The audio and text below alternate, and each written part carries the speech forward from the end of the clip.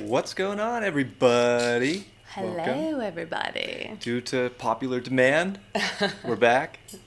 It's so funny. I saw Bridget's comment and I was like, I don't know if we're gonna do another one till we move. I don't know if did you see that comment? Oh yeah, Bridget's. Yeah. Yeah, were you inspired? Hello, Hi. hello, everybody.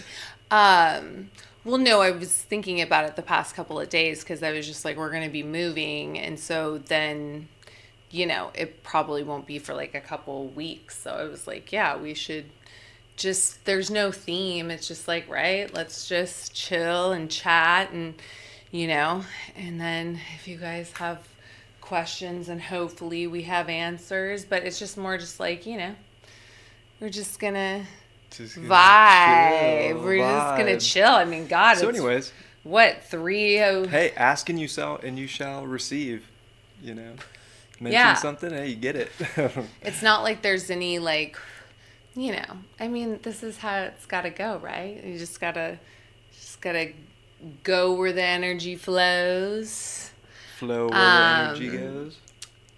Yeah. Oh, Bridget, I've been. We pretty much have spent this whole month packing. This is like the only put together wall Yeah. in this place. Yeah. Because I'm not going to pack it until we like move, which next week. It's crazy at first. So the 30th we'll be packing up out of this place and driving a U-Haul, towing a car. Lauren will be driving her car. Oh yeah, I won't be towing no U-Haul. 8 hours, probably like 10 hours with a U-Haul and a trailer, but up to Northern California. So good times. Yeah. I'm excited.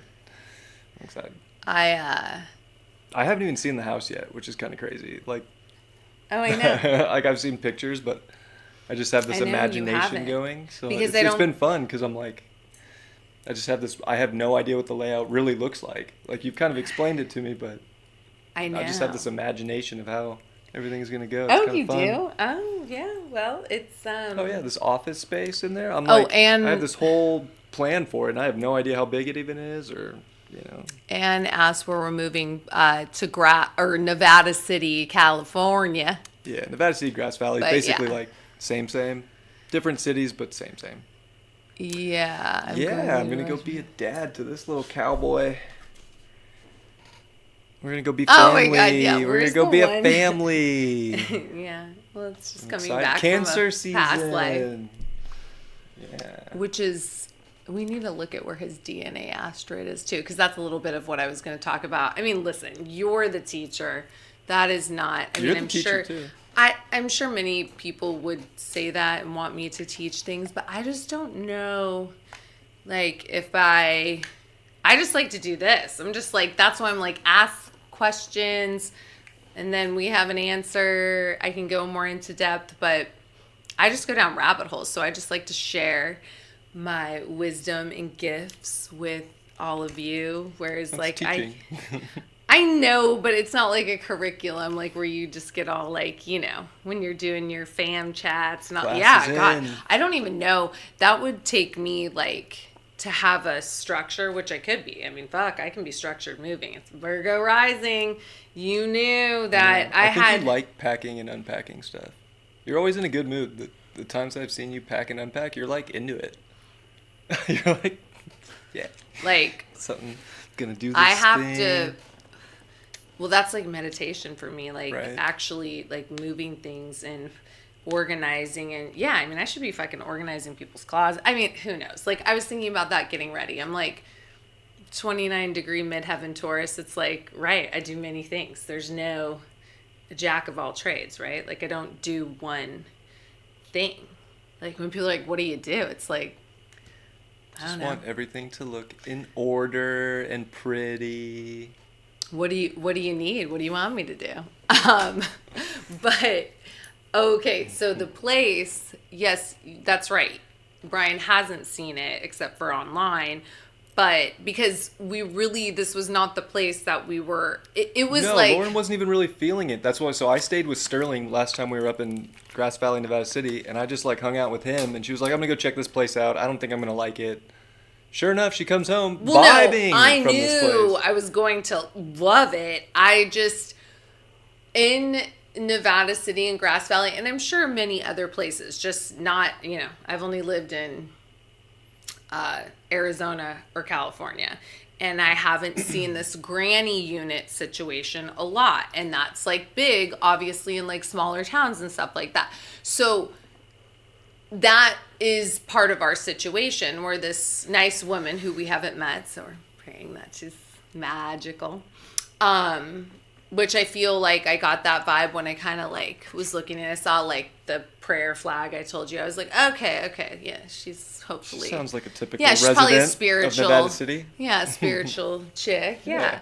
And had a cute bulldog and all that. So it's like, they have that, and then it's like our house, and then that is like below the deck. So that is why I was like, oh, this probably is not going to be the place that we get, or that we would want, because I kind of just, was excited to get out of like apartment life and all of that. But then I met the owner's dad, and he was so fucking cool and such a vibe, and like, I don't know, he just like romance the whole like, and when I mean that, like, that's what we say like in server life when I was bartender. It's like, oh, let me romance the menu to you, what do you need? Like, yeah, he totally was just like, oh, picture yourself here. And that he was just, I was like, if this is who I'm going to be dealing with, like, this guy's cool. I don't want to deal with property management. What's funny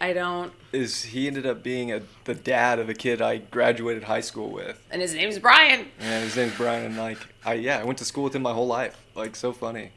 Yeah. So. And then he was like, well, I would rather rent to somebody I know. I was like, damn, we have, and he wasn't like somebody that we were never like homies or like close. We never had anything wrong with each other. We were just like way different crowds. Like, he's like living in New York doing some like, finance, he was the kid in school you like wanted to copy papers from. You're like, what's up? I know. I wonder what he is, the Taurus. And I was so not in that crowd in high school. I did not care about the scholastic part. But yeah, super cool. And it was nice to talk to him again. And thank you.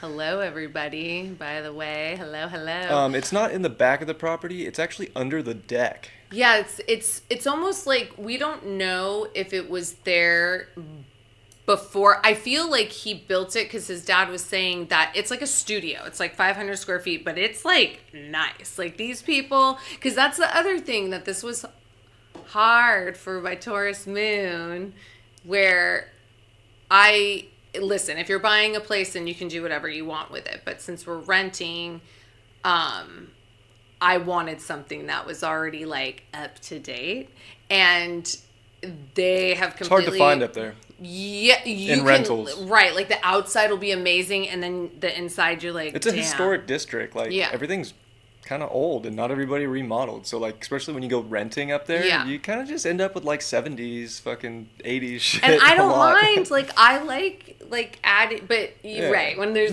too much wood. Like, it's 2023. Wood. Like I mean, at a certain point, like 70s stuff just has to go. Like it's just not. And good like anymore. Somebody that's owned and remodeled, I'm like, damn, just fucking do the whole thing. Just don't do partial. But it is okay. So it's like a very. And when we move in, we'll do like a, I don't. She hates that camera. I'm like, I'm good with this. God. I forgot which one it was. Yeah, and I'm like on my moon cycle, so I don't like, girls don't feel like. You're beautiful. Thank you, babe, and I love you. Ditto, you as well. But like, it's something that. Yeah, you'll never experience. You don't know what it feels like when you're like bloated and. Amen to that. But bless your soul for going through that. All you women. Yeah. Thank you for providing. Look at how these topics we go so offline. But I knew he was going to do that, and I had told him before. I was like, no, I'm not loving that angle. Like that was an accident. I forgot which phone cam. I'm sure it was. It's phone cam 2. Okay. Now I know. North Node Aquarius. Gotcha. But yeah, I had to get an insecure moment there. I'm just kidding. Okay, anyways, it's very like a witchy vibe, and it has even a basement. I've never lived anywhere where there's a basement, so yeah, we're gonna have to cleanse. And but it's so cute. It's like very it's a vibe. So he's gonna love it. We're hoping and praying that our amazing neighbor, that is, I guess it could have possibly previously been a garage, I don't know. but I don't think the old pictures, I don't think it was there. No, I think that they built it, and then we have a deck out front. And so she like where the deck is, the patio deck that's in the front, she's below that. It's small. It's only like, what, 550 square feet or something? Yeah, but it's dope. We're actually kind of hoping that she wants to, expand in the near future so that we can just take that too, and like Lauren can have her, like, God, 'cause she has so much my gosh, vintage that it would be like the clothing perfect like and jewelry. storefront. So like she could like have a little store running out of that place. Yeah, that she ever is like the ideal scenario, but we're manifesting that. But obviously, no, we don't share. No, it's under the deck, and then it like shares a wall with the basement. Yeah, with the basement. So it's and then even our main floor plan is not above them, so it's actually separated pretty decently. Is. And that's the other thing, like with noise and stuff like that. I mean, we're not loud anyways, but like, having a 5.5-year-old or whatever, but she has, I think, 2 dogs. So the dogs would probably be, if anything, more noisy than Sterling. He'll just be playing his games. But regardless of that, it's more that, that we just like vibe. And the energy felt really great. So we're just, and if I believe her name's Emily. I don't know yet. I'm sure we'll get to know each other. She's been Emily for the last month. We'll just keep it rolling. How crazy would it be if you actually end up knowing the chick? Like, I was thinking about that last night. I was like, you're going to probably fucking know who she is. Great. But I know a lot of people, but that place is crazy. It's still a small town, but like the amount of like transplants that come in from other places is like crazy. So we'll see. New beginnings, right? Thank you for listening to our new beginnings. But it is very exciting. I've always wanted to live in a Hallmark town, and it's literally in a Hallmark movie, Christmas Carol. It's Nevada City. It's like a paranormal Hallmark town, so it's like the best of both worlds for me. Yeah. I know. I hope that basement. I know. We're like a football throw away from the Stone House, which is, Yeah. Oh, and the yeah, it's very haunted. Gosh, what's the name Nevada of that hotel? City. Well, there's the Glenbrook, but then there's the well, I don't know why I can't remember the name of that stupid, famous, basically hotel down there, but Ghost Adventures went to it, and they went to the Stone House. Yeah, I mean, it's an old mining town, so you can imagine. You know what I mean? Like, yeah. I can't remember the name of that.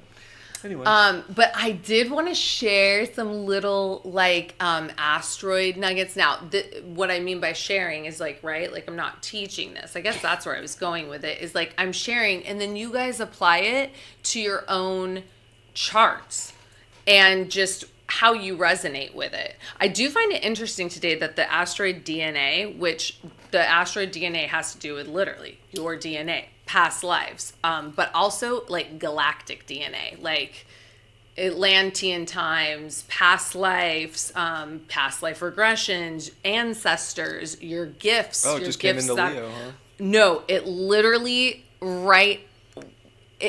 yes, it is opposite Pluto. Yeah. So I thought that was very interesting. It's supposed to be tomorrow. Well, I don't know. On Astro Deans, it says tomorrow it's at 0. But guess what else? Tomorrow at 0 degrees, Atlantis goes into, they're both at 29. Atlantis goes into Cancer. So there's a lot of asteroids, like, vibey asteroids that are in Cancer. And like, since we're in Cancer season, so I'm going to read off my little, pen to paper. And then you guys, like I said, you can apply it to your own charts. Like if these asteroids are hitting, like if you have Cancer placements and stuff like that. And so Merlin currently is at 5 degrees of Cancer. So pretty much Merlin's like conjunct the sun right now. Like that in Cancer, like Cancer, right? That is intuition. Cancers are highly intuitive, psychic, you know, feeling all those vibes. And so Merlin is at 5 Cancer currently, and it's going to exit Cancer on August 10th. So it's there for a minute, you know, it's there for a hot minute. So like, it's going to actually Merlin is going to be opposite the full moon in Cap, the full buck moon on July 3rd. Yeah, because it's going to be at 10 degrees. Oh yeah, because the full moon's at 11. Yeah, and so Merlin will be opposite in Cancer. So I It'll found be opposite that. My sun, exactly. Yeah, I And I have found Merlin that conjunct my interesting. moon. That is interesting. I found that very interesting. Also, Hecate or Hecate or whoever likes to pronounce her name, I call her Hecate. Hecate, right? The crossroads. Hecate is, you know, sure, witchcraft, but it's Hecate. She's a psychic goddess who is like the keeper of like the crossroads, you know, like where are you gonna go? She's currently at 22 Cancer. She's almost on the fixed star. Oh, there we go. Because I think that Castor or Procyon is at 25 Cancer, but I don't know. Like she's at 22 Cancer, and then she'll be there till July 15th, Hecate. Then also, I've talked about this one before, but more so on Instagram. It's Moira, so I pronounce it Mariah. It's the Weavers of Fate. This asteroid to me is very prominent in my chart, and it just resonate with it so much. It's called, the Weavers of Fate. It's like Calliope and just so you know too, not all the asteroids she's bringing up happens to be on this list. This is just a big list of asteroids that I figured she'd mention a lot of the ones. And I can always put them later in the chat or the description for you guys if you don't want to go through the video, or I can timestamp it or something. Mariah, which again, the Weavers of Fate, like it's all of these asteroids that I'm saying that if they conjunct your planets or they're in, you know, you have Cancer placements or whatever, it's just like heightening that. Like it's literally a heightened of like intuitions, you know, remembering past life stuff. I mean, whatever it is, it's just heightened. Like Merlin in Cancer is already fucking heightened in that it's on the sun. And Merlin will actually be, did I write down when it's gonna, oh, I didn't write down when it's going to be conjunct Sirius, but it's not going to be, it'll probably be in like 2 weeks or not even. Next week Merlin will be conjunct Sirius, and Sirius is at 14 degrees Cancer. Like, hello, that is a big deal. And Mariah, the Weavers of Fate, is at 8 Cancer right now, and it's going to be there till August 19th. So I don't know. I just resonate with that asteroid very much. It's just like downloads to me, like psychic downloads, hits, intuitive hits. Kali, the, you know, I mean, I hate calling her the goddess of destruction, but she's very much like Lilith. Like she's just gives, you know, she's going to tear down things that are not. Do you want to create a list real quick of the ones that you have and we can see where they all are? I didn't realize that you wanted to do that, but I think that'd be cool, and then we can get the numbers going. But I'm not going to do it from that. I'm going to make a new. Well, I have to tell you the numbers of create what they are.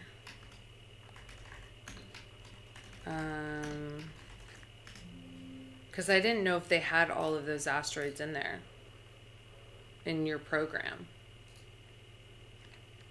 They have a lot of them, but let's find out which ones they do have. Okay, so Atlantis is 1198. Do you already have that? I will. Hold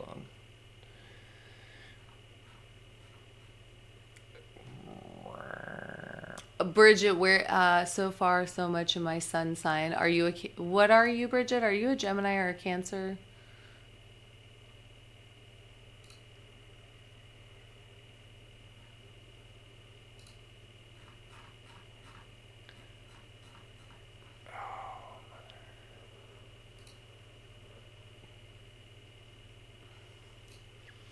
Oh yeah, we could put Sedana in there.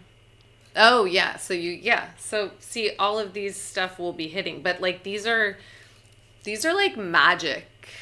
To me, all of these asteroids are like magic and like, I mean, Merlin, Hecate, Mariah, Kali. Oh, there we go. I mean, Kali can definitely make you be like, I'm not gonna put up with any shit, and like, but I love Kali energy.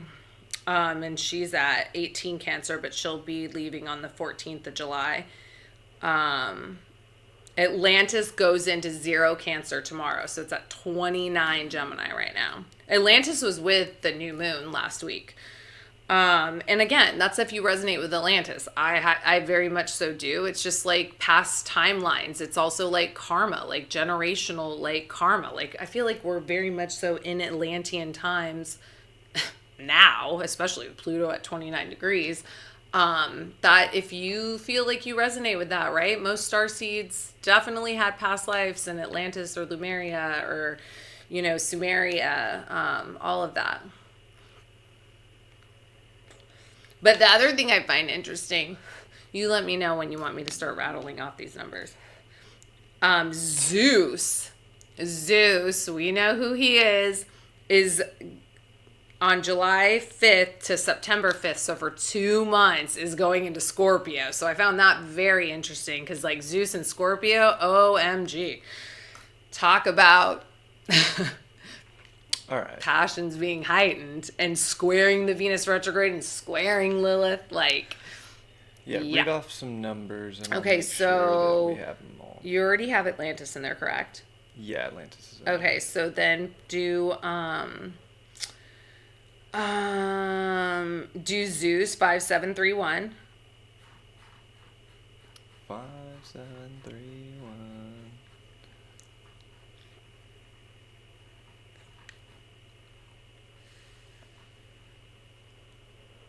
Oh, I thought you were just like typing it in. You've got to wish. Look for this. Yeah. 5731. 5731. Oh yeah, we gotta go way down here.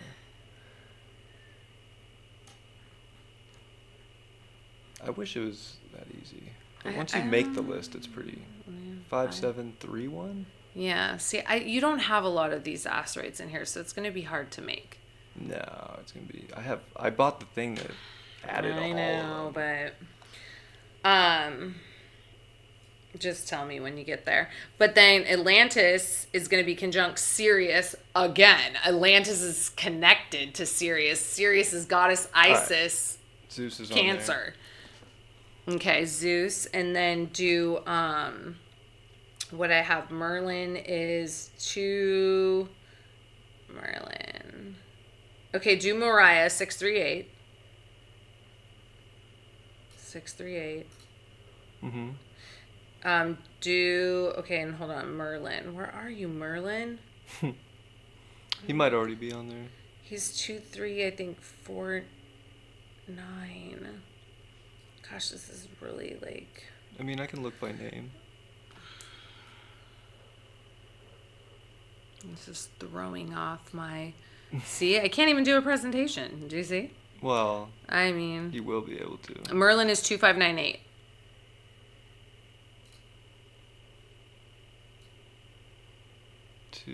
I mean, this is good because then you guys can see... You know what I mean? Like, it is good. Hello, Path Travelers. Zoe, Bridget, hello, Diana. Everybody. 259. Have mercy. Everybody, hello. Thank you for being patient as we, real life this live. Oh, Merlin. Okay. Oh, look at 222. 22, 11 likes, 222. Okay, we're in sync. Okay, and then DNA is 55 is 55555. 5 5s is DNA.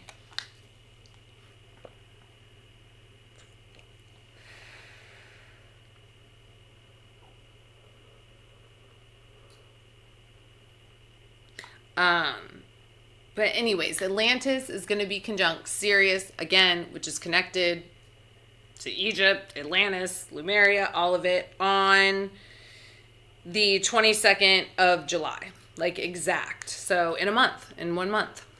On July 22nd. That's, 2-2. Right before the Venus retrograde. Did you get it? Uh-huh. Okay. And then Hecate is 100. 100.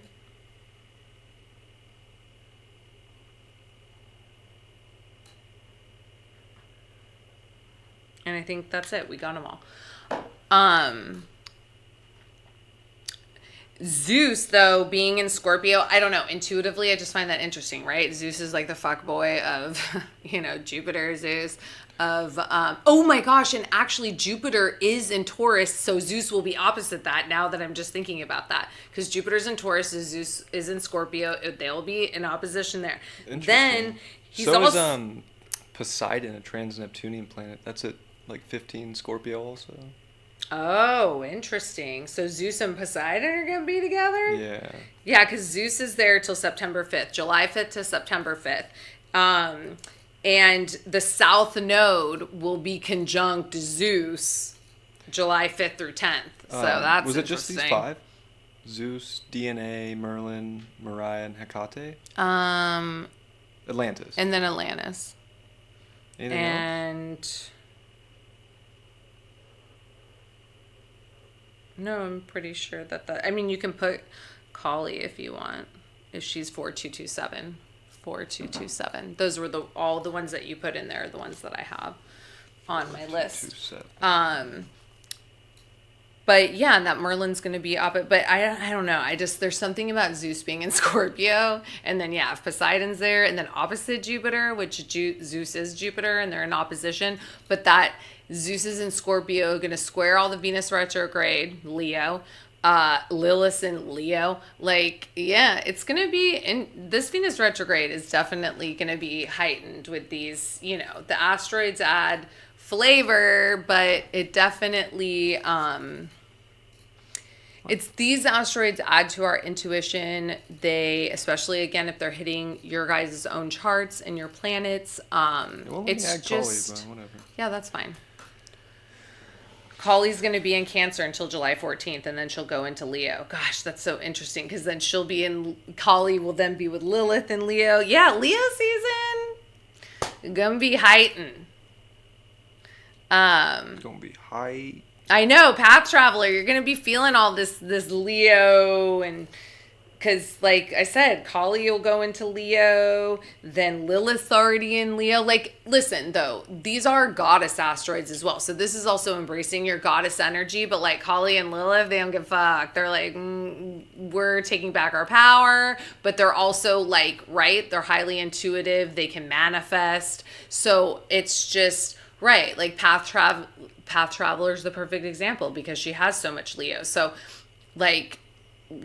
even though it's just a flavor of it's really honestly for you, it'd be for everybody, but embracing this goddess energy. But these are powerful goddesses, you know what I mean?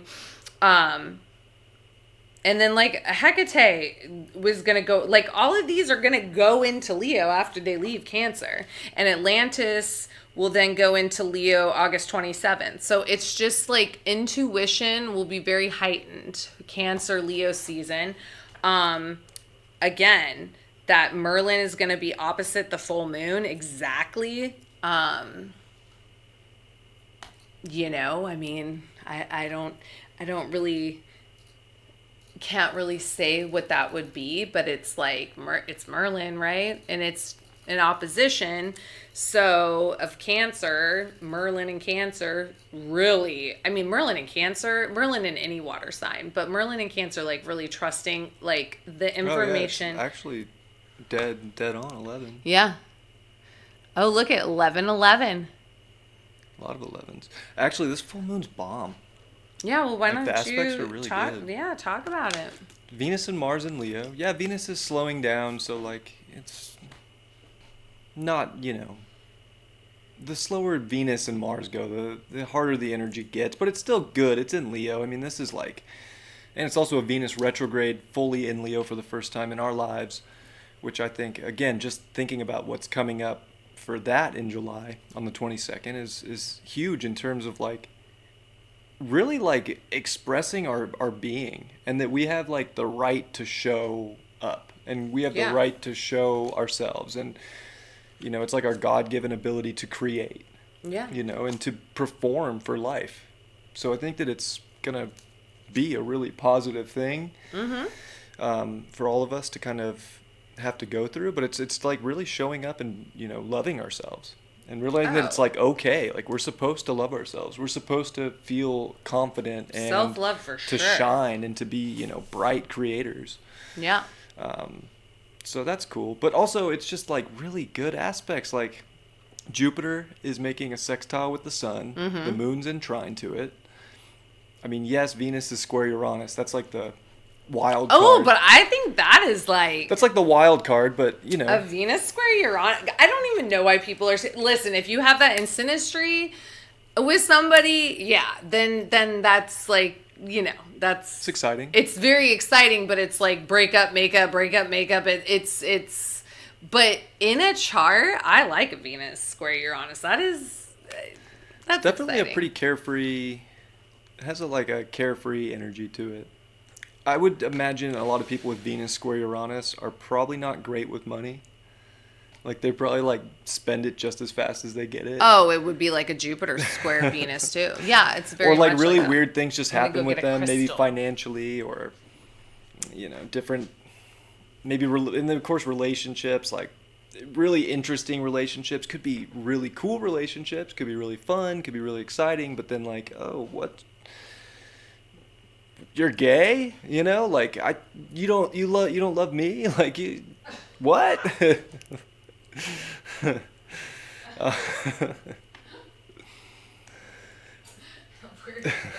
So it's cool. Well, it's just kind of like shocking, right? Like I would imagine people that have gone through that in their life were pretty like shocked, but maybe they knew. I don't know. It never happened to me.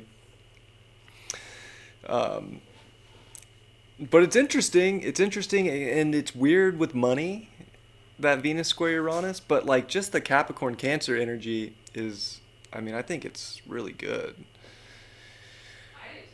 It's like building new structure around that Venus element that's recreating this Leo archetype of showing ourselves and creating and, you know, being a powerful receiver of our creative potential. And then using it and expressing it and sharing it. And it's almost like it has to break things down with a full moon in Capricorn. Like, okay, like certain structures, certain things that, you know, we've attached to or been doing for so long aren't fitting the mold. So it's kind of like a new business plan that we kind of like build from the ground up for ourselves. And like Jupiter's right there being like, yeah, build a new business plan. You'll probably make lots of money. I'm in Taurus. I went to get a crystal. So whatever the business plan is hacks. for your life, but it's like Jupiter's like, yo, do it. And Uranus square Venus is even like, yeah, you're going to do something. You're going to start changing something with the way you create, with the way you create abundance, the way you create and express in relationships. So it's kind of breaking down old structures and like building a new foundation. Imagine having both Venus square Uranus and Venus square Jupiter. Yeah. Oh. Forever. Like in a chart. That would be, that would be, tyrant-y. Sounds fun. I have a few friends that have Jupiter square Venus, and man, do they want it all. They really Bridget. do. One of the kids, I went to school with a kid pretty much my whole life, and we always played on the same teams. He was very athletic. He was a really good athlete. His name was Kelsey. He was badass. But his mom flipped sides, right? So his parents were married, split up, mom flipped sides, and he was raised by, his dad and his mom who was, lesbian. But it didn't seem to bother him, and they were cool. And she was always there at the games and stuff. She was a cool chick. But Your wouldn't friend's it mom? interesting? Yeah, I always thought that'd be kind of wild. Like, whoa, like my parents split up, and now my mom's like, her partner's like a girl. Yeah. I mean, look, Or it could be nowadays the I other could way. totally get it, but I mean, that happened when he was like Right, back 10. then. Like, yeah, that's kind of crazy. Well, yeah. It happens though. More people weren't accepting of it or anything like that back then. It's more mainstream now, where like back then it was Right. like, whoa, really? That's crazy. Mm-hmm. But really, nobody cared back then either, to be honest with you. Maybe because he was like cool and like popular, but he never got like teased or anything. You would almost think maybe that'd be a possibility, right? Like middle school, high school, like never. Well, that's good. No, it's that great. wasn't Yeah, part no, of it's his. great. It was part of his. I'm just like reflecting on it, like that could have been. I think it depends on the person too. Like, yeah, it just wasn't in the cards for him to. It was like a really positive thing for him in his life. Like his mom had was to go happier, through that, his but he dad didn't was have happy. to Yeah, get everybody was like happier. any type of. Totally. No, it just worked out Yeah. well, and there was no like repercussions at school or weird things. But gosh, you never know. And I went down a rabbit hole with Jeffrey Wolf Green's thing. Yeah, and yeah, it's so interesting, the gender switch and like all of that in astrology. Like it's so just how he explains it and breaks it down. It's just like it's mind blowing. Like it's so interesting to me. It really is. Like everybody should read Jeffrey Wolf Green. Like he's just Pat a genius. Traveler's aunt. Yeah. Married over 40 years. Yeah. And gay. Hey, props to people that finally realize that they're not Well, living that they in their liberate authenticity. themselves. Yeah. Yes, because again, yes. For real, like I'm okay. It's almost like when you try something, right? And you try and you try and you try and it just doesn't work, and you're like, this isn't working. Yeah. And then finally, you're like, I'm just gonna do what I know works. Right, I'm all for that. And that's why everyone's a little gay. And probably. That's why. Yeah. Well. Oh, and he talks about androgyny a lot, and like, yeah, like it's very Aquarian, huh? androgyny. Yeah. But I feel like obviously everybody has feminine and masculine traits, and again, but like as above, so below. Like this shit is in people's charts that it's part of their karma from a past life to literally experience and right. Like I'm here to break ancestral chains and karma and all that. Like that's what I'm here to do. A lot of family shit and collective stuff. But I have friends that are meant to also step into who they truly are when they do not feel comfortable in their body of who they're here in this avatar. And it's like, but that's like because of the past life and all of that, and breaking free of that karma. Like everybody has their own, the soul is meant to experience that. And of course it ain't going to be easy, but at least they're going to liberate more souls and that. And I'm telling you, this is Pluto and Aquarius that's going to be a big theme of it too. Yeah, I would say the next 20 years yes. in every way is the 20 years of liberation. Like a lot of people that have not been liberating themselves will. It's almost like the collective's going through a 20-year Uranus opposition. Yes. With Pluto and Aquarius. Totally. Which is kind of cool. I feel like nobody is talking about either. Well, there's one astrologer that I found talking about it because I was telling you this a few weeks ago. I was like, fucking Pisces has been squaring the galactic fucking center. Oh, we Neptune are all and Pisces? Yes, Neptune and Pisces is squaring the galactic center. We are literally collectively, I feel like, going through a Neptune square Neptune. Pandora just passed Neptune the other day, like yesterday, and square the galactic center. Yeah. Kind of crazy. And so if you have planets or points or anything in the galactic center, like it's just a flood and fun. Like obviously if you're tapped into it, if you're not, you're not. Oh, I like what this but literally astrologer said about Neptune. Neptune in Pisces is squaring the galactic center, the funnel of consciousness. Like nobody's talking about that. I mean, of course, because I get it. We're going to talk about like the inner planets and all that, but this is like esoteric galactic astrology. That is the shit that I like to go into. The star seed, like literally.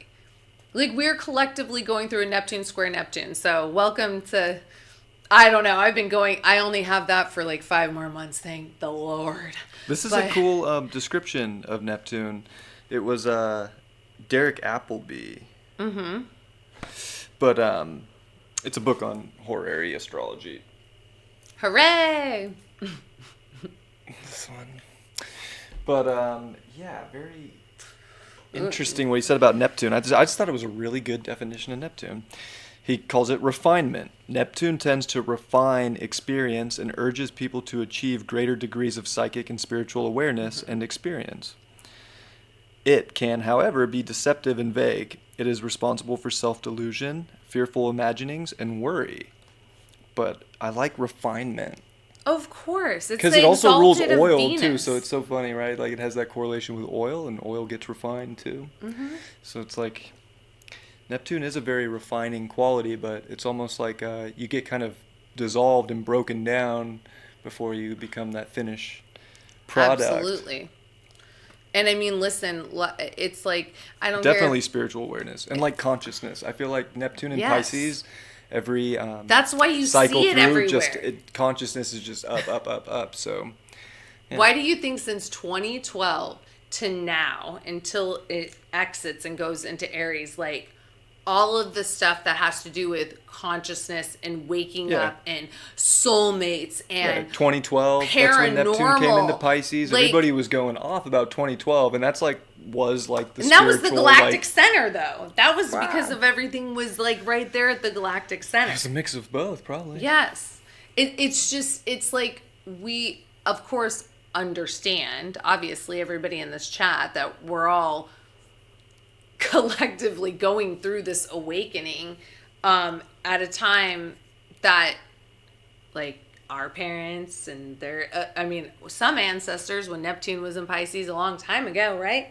But that's what it is. That's why we're all like remembering, and not only just remembering, while you're having these experiences, these synchronistic experiences with people, places, and things that you're like, I don't know you, but how do I know you?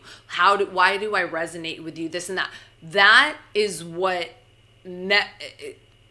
I mean, for my experience that I had never had before until Neptune started hitting all my fucking Pisces planets, that was the awakening of me just remembering, oh my God, I have been like, psychic awareness, so fucking psychic and conditioned. spiritual awareness, And sure, I have to be discerning. and the experiences of it too, which is like synchronicity. It's like just really synchronicity. experiencing- It's fucking crazy. Yeah. Like you can't, it's a phenomena. You can't Yes. sit here and explain it to anybody. You're just like, have you experienced it? And What do you think Gemini squares Pisces? I know. You can't always explain this stuff. Doesn't always make sense. It's like you know? tap in, like the book that I was reading yesterday about the four clairs and like mediumship and all of that. And it's like, that's why all of that has been on such a rise. That's why you see, if you look on Netflix, you will see how many shows are about witchcraft or, you know, spirituality or just like fantasy, right? Like Neptune stuff, but then also heavily paranormal, ghosts, this and that. Even like, though that's more eighth house, it still has to do with like life and death, being here, not being here, like that. It is all spirit. Like that's when we're talking about how, you know, of course, when you lose a loved one and they're not in this reality, because you don't get to physically like share stuff with them. It's like, I of course, I'm a Pisces. I would rather have my loved ones here, but I guess because I just understand it I'm like, they're always here. They're always around, you know, like they're never gone. Like, do people, but I feel like people really don't believe that. And I'm like, how can you not? Like, A lot of people don't believe that. there's very much as there's a heaven, there is a hell, and there is light, and there is dark. And it's just like, that's why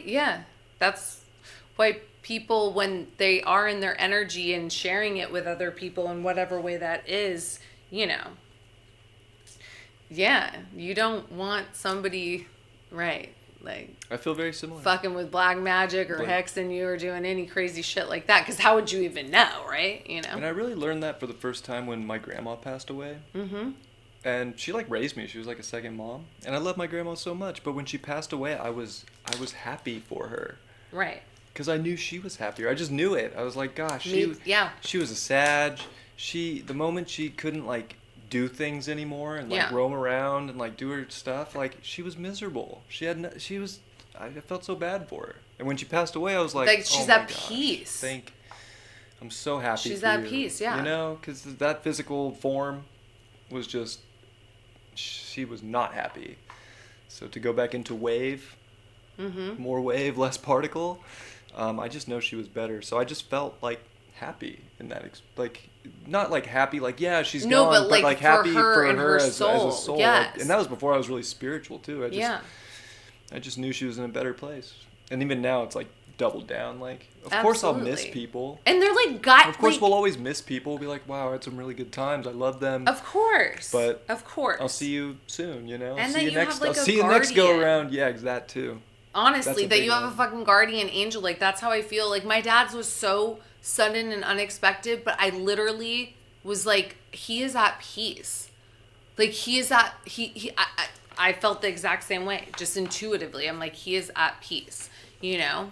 Like, this shit's crazy, you know, having to be here. And I understand, like, it's a gift that we all get to be here and how we use it. But it's, yeah, if you're not in your highest self, even when you're trying to be, or, you know, even awaken to your true self, because a lot of people aren't even meant to even do that, you know, they're not even meant to experience that. They are meant to experience the 3D Saturn life, that even though everybody has, like in the book that on tape or whatever, that I had to buy, because I keep saying, I've said on here so many times, for some reason from 38 to like 50, it is not, life is not the same.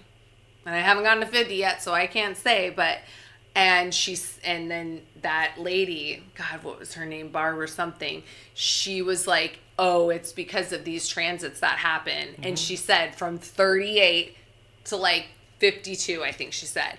And it's fucking wild. It's like, she's like, when you were born at birth, like there's a genetic coding, right? Your DNA, but with like this, you know, with everything, the electricity or the, you know, you know what I'm saying? The planets mutate our DNA.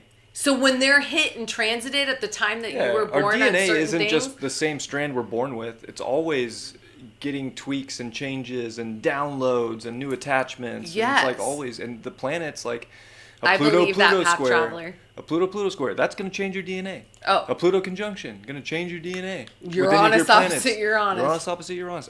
Any transit. Every time Mars comes around and squares your sun or your Mars, like, your DNA gets changed a little bit. And over time, you start to see, whoa, like, that's why we just continue to grow and we become more aware and more conscious and, you know, wherever it goes. There, right, but those are life-changing transits that when everybody's like, everybody does have the chance to awaken to their true selves and to unlock their fucking psychic abilities, their DNA, remember who the fuck they are. But then others are just meant to experience the ego and to trigger, and right, because we have to have those people. If you didn't have those people, I mean, I'm sure that, listen, I mean, even being, oh God, I hate saying the word woke or whatever, but like always trying to be mindful of being in my true self, of course, like, I still get egoic on fucking things, and then I have to like stop and be like, check yourself, you know what I mean? Like, I used to be probably such a selfish person and held on to things, and like, right, Pluto second house, fucking security is important to me, and now I would rather share. Like, that is what it is. It's like abundance in any way, whether it's creative abundance, whether it's, you know, whether it's actual abundance or whatever, with the people that you care about and love. Like, that's what it's all fucking about. Mm-hmm. And I would have never fucking thought that I would have ever had that mindset. Yeah, DNA changed. Yeah. Pluto square Pluto. Well, oh, 100%. Second nodal return. 100%. Or third, actually, sorry. Third nodal return. Yeah. Neptune It like crystallized my DNA. Refined. Yeah. Oh, and also, but like, there was numbing with Neptune, but more on the creative, like, oh my God, and then people... Neptune can feel like straight up ecstasy. Oh. I said, God, people that have Neptune, Venus, I don't know. Those must be the most creative fucking people on the planet, because I'm telling you, I would have really tried to stay in that transit. But at the beginning of that transit, I was totally fucking out of my mind, like popping pills, you know what I mean? And then I was like, wait, I don't want to die. And so again, disillusioned, all of that. And then that's when I really was like, it was like, boom, a light bulb. That probably doesn't, happen for everybody. It's gradual. Like, fuck. I feel like it happens for those who it's meant to happen to. Absolutely. Not everybody's meant to walk the path, they're not meant to travel the path. That's true, though, yeah. Not everybody came here to be a spiritually aware being, A lot of people came here to just be a human. But when your starseed DNA reality. is activated, it's activated. There's no... I was telling Bryan the other day, I'm like, sometimes, like, even my friends that are just so... Right, like, they have it in them, but, and it's fine. Like, they're on their path. But I did tell my best friend Mindy, I was like, you know what? I was like, the spiritual community, the 5D and the 3D is just as fucking crazy. The spiritual world and the spiritual collective and all that, like, it can be just as fucking dark as the 3D world. So it's almost like there's always going to be a battle of that, but that's where your discernment has to be. Like, you have to... I probably always thought too, like, oh, it's bullshit about your energy and who you share it with and this and that. If I've become aware of anything of how important it is, especially when you're a sensitive or an empath or a fucking medium, whatever gifts you have that you are absorbing, like, yeah, you can get attachments just by that. You don't need to have, like, You can get attachments just by a touch. Demon come and visit you. You can get attachments by not even touch, just by... Literally, awareness. By the energy that you are consuming. By... Yeah, I mean, it's yeah. Pretty crazy. I know, but I like love it, right? Like I have to, I can't not, because once you're awake, you can't go back to sleep or can't go down a rabbit hole. Once you walk through that mirror, there's no coming back. I know. Nope. And I think the people who try to go back are the ones that really lose their mind. And that's like a real, like, psychosis moment. Because it's almost like they're scared of the unknown. And you gotta, like, embrace the unknown when you're on the other side of the mirror. Like, people... I'm just gonna embrace the unknown and I'm just gonna go, it's okay. It's very fool card. You gotta go, like, back fool card in the mirror. Otherwise, it's scary in the mirror. And you don't even need to have, like, a lot of, like, people be like, oh, you got a lot of planets in the 12th or whatever. It doesn't even need to be that. It's like, if you have a bunch of afflicted Neptune, like, if you've got, you could have nothing in the 12th and have a lot of fucked up Neptune shit. And that's where, it's like, you just don't know. But I think that's what it is. You trust on the... Oh, here, you talk. You really don't I'll know go with find Neptune. It. No, that's the hard part. You're never gonna know. You want to know so bad, and you think you know, and you don't know with Neptune. You just gotta roll with it. You gotta go into the unknown and just be cool with it. Enjoy when you know, and then when you realize you didn't know, be like, oh. But you were meant to experience. Yeah, exactly. It gets you to like profound experiences. Just, oh, that wasn't how I thought it was gonna go. I had a completely different plan. You just don't dwell on it. Neptune's cool like that because it will give you profound experiences, whether it's people or just spiritual. You'll find like profound stuff come through. Could be in a way you just didn't think it would happen. Can't really think that stuff. Bookshare. So, you gotta close your face. You gotta cover your face. Oh. Can we see it? Or we can go to the look camera. Go to it's... this one. This will be the Bookshare camera. Doesn't have such a high aperture. Okay. So this book, I don't know, we got it at some used bookstore and I was like, I like that Llewellyn or however you say her name. But I loved this in here. 155 because when I was reading this yesterday, as we were out in nature, I'm so proud of ourselves. We saw blue jay. Yeah, we By did. the summer solstice sun. We were just, yeah, happy summer solstice to everybody too. Happy summer solstice. Happy summer solstice. She says, okay. She said, ideally, or no, wait. This is what I like that she said. She said, it's like an exercise or whatever, to do. She said, write down in a journal, write down any synchronistic event you can remember. She's like, for example, it could be as basic as having a thought in your mind and then someone walks by you and says the same exact thing you were just thinking. Now, this is the part that can take a while. Record every coincidence you can recall.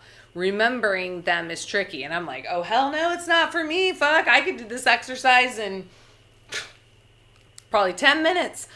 But hopefully you'll be able to pull a few from your memory. And she goes, once you've recorded the situations that were like synchronistic, like really like, whether that's numbers or whatever, people, just like that, it's like a phenomena, like where you had it and you're like, is that fucking real? Like, cause this is Neptune shit. Once you've recorded the situation that you can, it's time to look at each one and analyze them. And she said, what was going on when each of them occurred? What did you gain by recognizing them? What were you able to take away from the synchronicity, if anything? Were you shocked when it happened? Were you happy or excited? Were you puzzled? Do you notice a pattern? Do you feel like they're connected? Were you unable to recall any synchronistic events?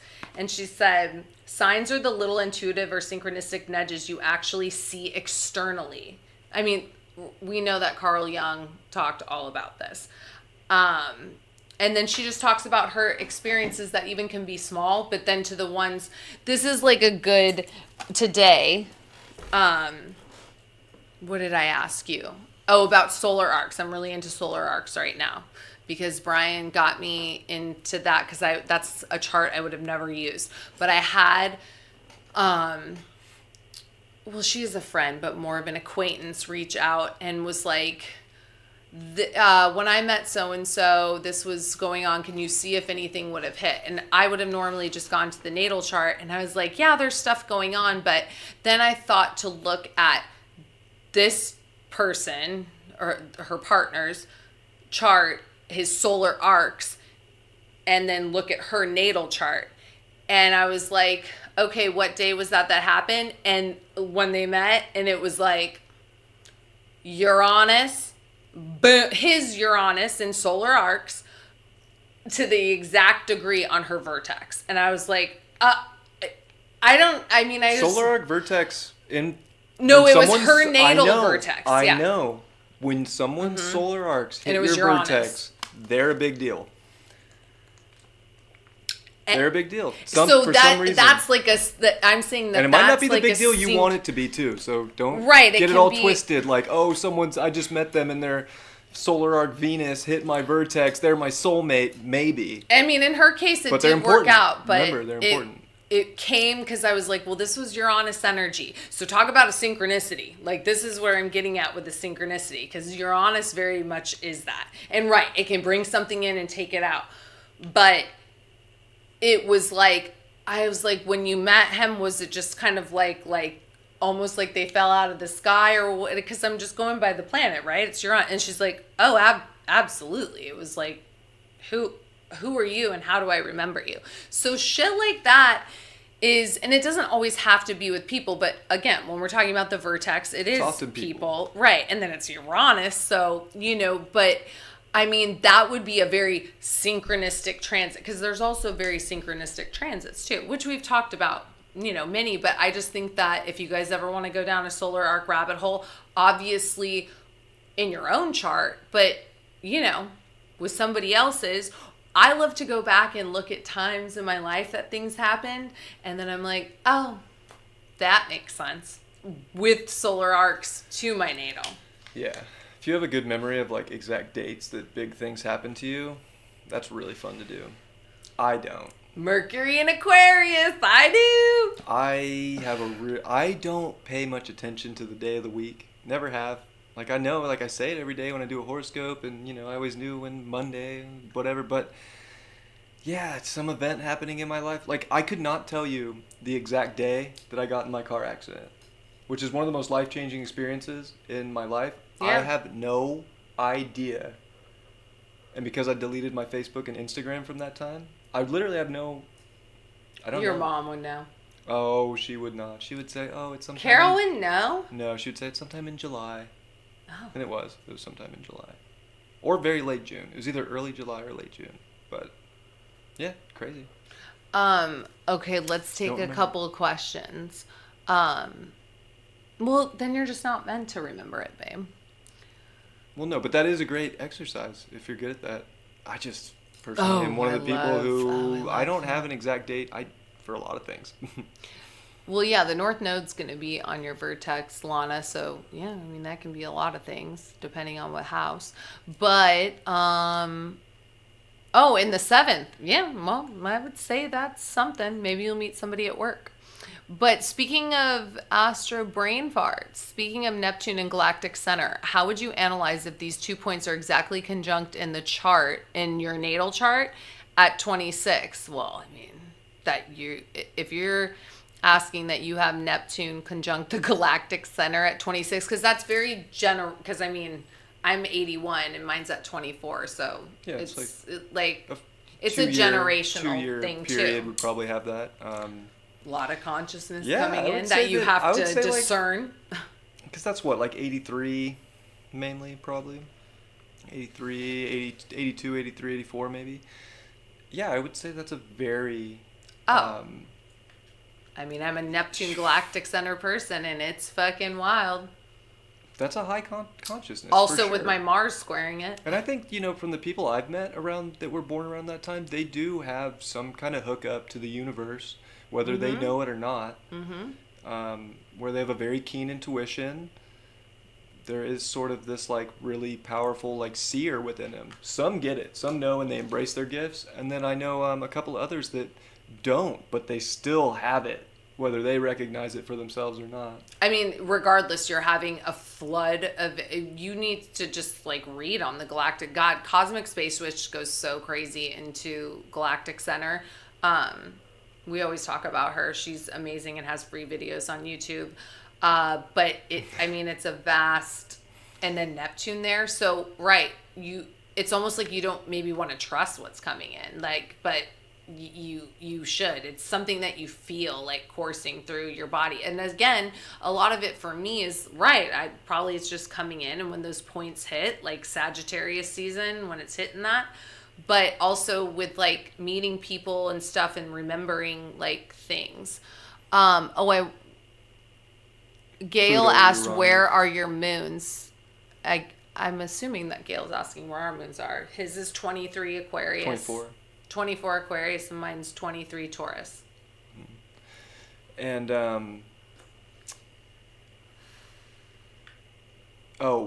Pluto, Uranus in the late 60s. Yeah, I mean, I feel like that's a pretty... Most of those people seem to be pretty rebellious and kind of on their own path. I feel like they didn't go by... Yeah, it's in Virgo. I feel like they didn't just really kind of do things like everybody else did. Like they did things a little bit differently. They probably found a lot of like comfort in the oddities of the world, or people that were a little different or eccentric, or that quality within themselves. Or, some of them could repress that energy and really like repress their, hold it in to conform, even though maybe deep down they knew they had to kind of take that power and like, she wants to know, was it a be sexual more revolution? I mean... It's in Virgo, so, I mean, you also have to... Yeah, Pluto, Uranus, sure, but in Virgo, I mean, Pluto's pretty darn sexual, yes. Uranus isn't like a super sexual planet. I mean, it can be. It likes to come in. And I'm sure of people with that conjunction, I'm sure they got weird. Yeah. But I don't know. Maybe that's why. I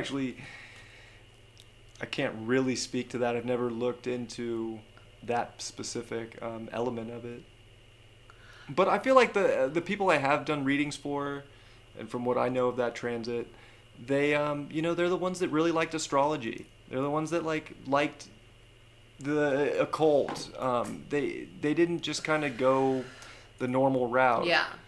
And again, I'm sure some did, but and even the ones that did, they're probably the ones too that were very Virgo about it. Kind of kept it clean, kept it safe, kept it chill. If it was in Scorpio, they probably are people that invented things. They probably had like an obsession with like how to make reality better, how to make things more pure, how to make things more efficient, and like how to recreate. So I think it had a big effect on like too. That generation started to really like recreate reality and I think make it more like it is today, even a little bit more, a little open and free. But they had to like break out, because that's the other thing too. Yeah, Neptune in the 8th. Yeah, I wouldn't mind having that. And then Lana, yeah. I mean, you have it all in the 3rd. So, God, sometimes you probably think like you're going fucking nuts. I mean, it's so psychic and so tapped in, but it's probably so much information. In the 3rd, like Jupiter expanding.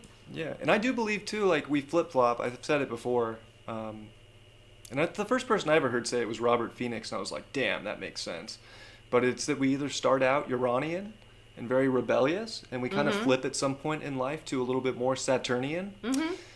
We tip the scales one way or the other, or we start out very Saturnian and tip the scales and go the other way and be a little bit more, or a lot more Uranian. So, makes sense. Gen X rebel Uranian, but now Saturnian. Yeah, kind of like... And age plays a factor too. It's like sometimes when you live that like wild, free life, eventually you hit a point where you're like, all right, I'm just ready to kind of like chill out a little bit. Like I don't have to be so crazy, or Yeah, it's good that you have your Mercury in Virgo for sure, Lana. It is, yeah. Oh, to Merlin, keep Jupiter. it grounded. You wise wizard. Well, yeah, we know. Yeah.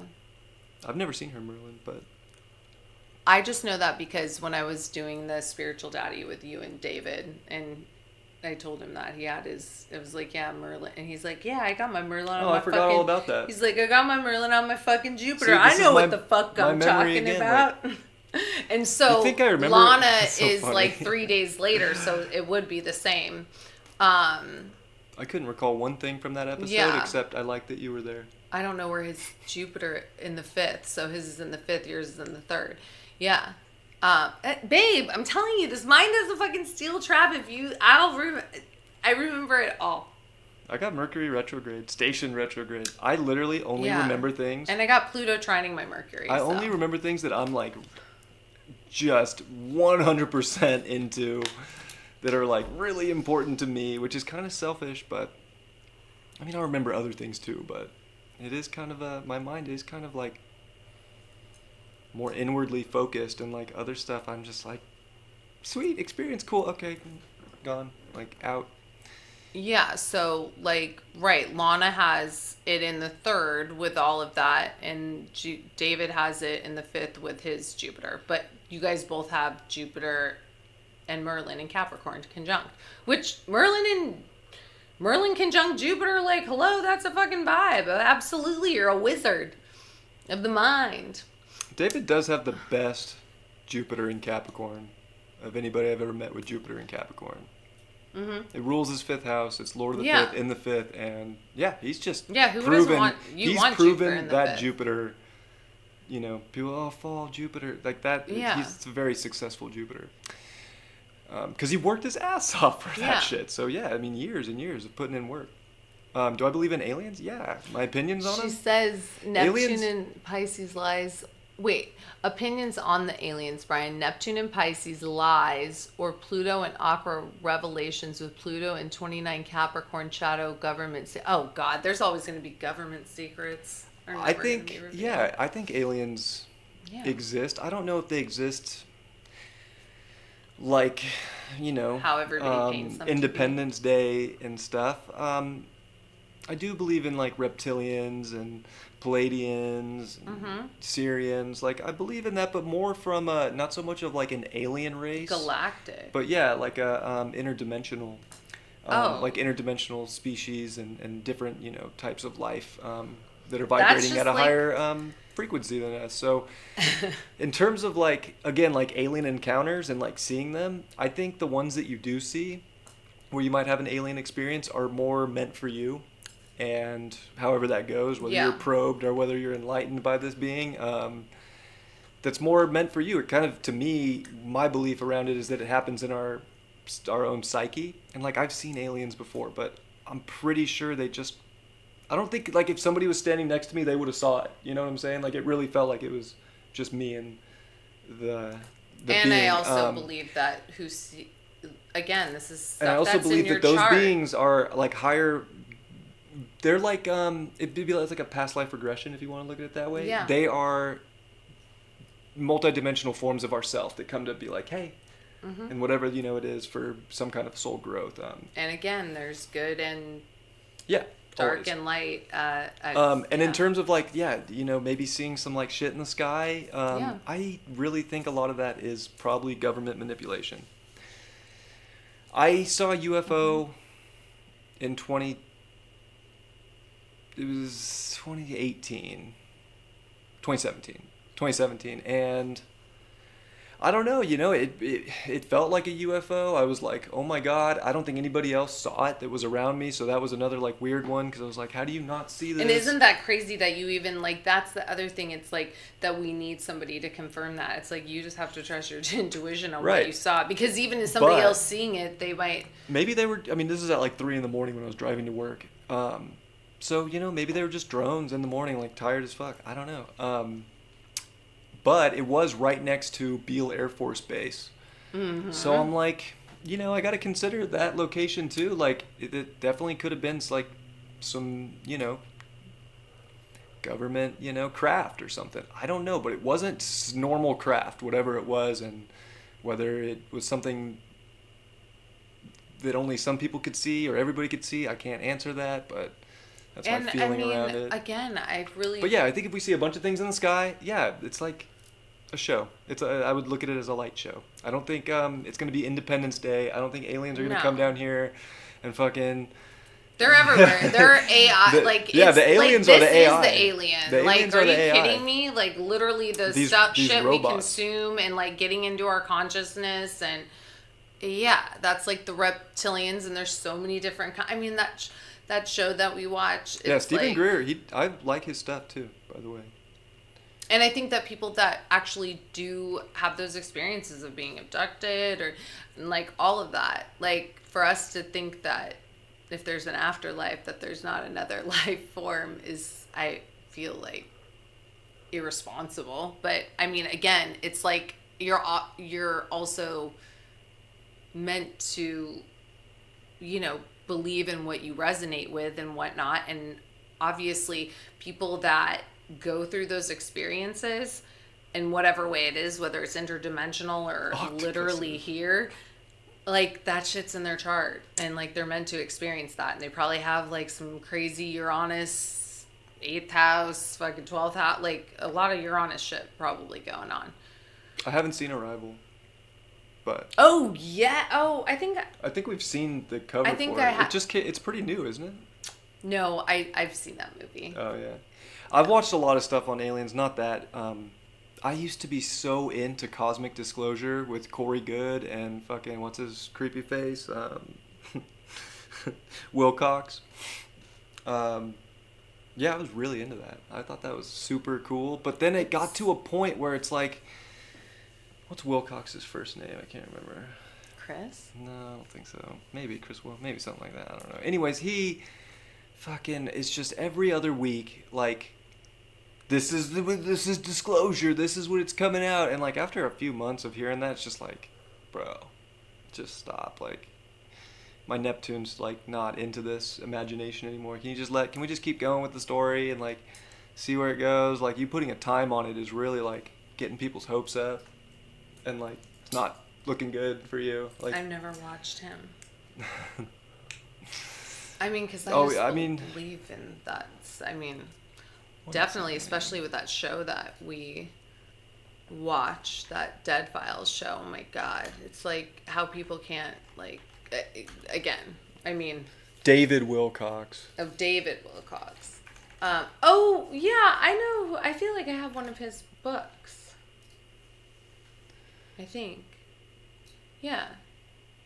No.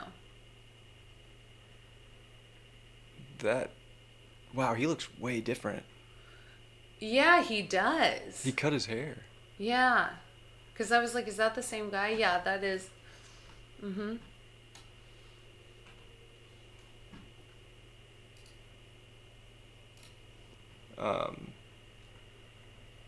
I want to find one of his older pictures, but I know. And anybody that doesn't believe in it should watch the show called Dead Files, man. It's so crazy. She's an insane medium. Like, I don't even know if I'd want to have a gift like that, because you really would have to, like, it's so wild. These two. Oh, yes. Okay, that is him. I do have one of his books. It's called The Synchronicity Key. Yeah. Yeah. David Wilcox. Yeah. The Synchronicity Key. Wow, he got a lot of stuff. I actually watched this. That was an interesting one. Corey Good's a trip. He actually seems like a pretty cool dude, but I don't know.